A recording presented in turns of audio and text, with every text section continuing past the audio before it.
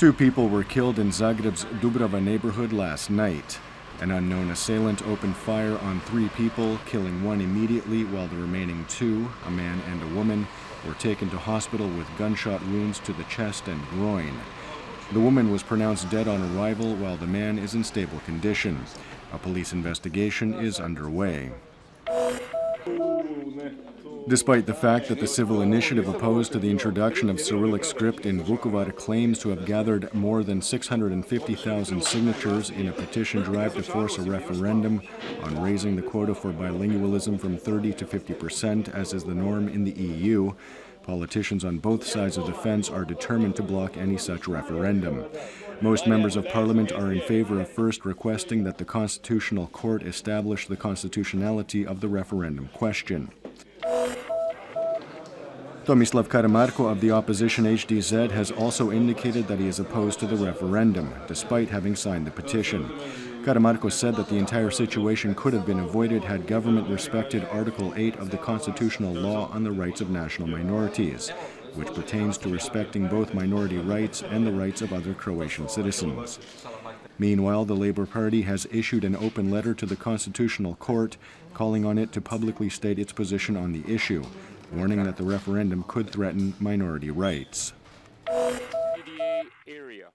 Ministers from 159 countries, including Croatian Agriculture Minister Tihomir Jakovina, have reached a deal aimed at boosting trade at a meeting of the World Trade Organization in Bali. The agreement will reform the existing global trade agreement and simplify the procedure for doing business across borders. The WTO believes that it could add $1 trillion to the global economy. The draw for the 2014 World Cup in football was held in Brazil yesterday.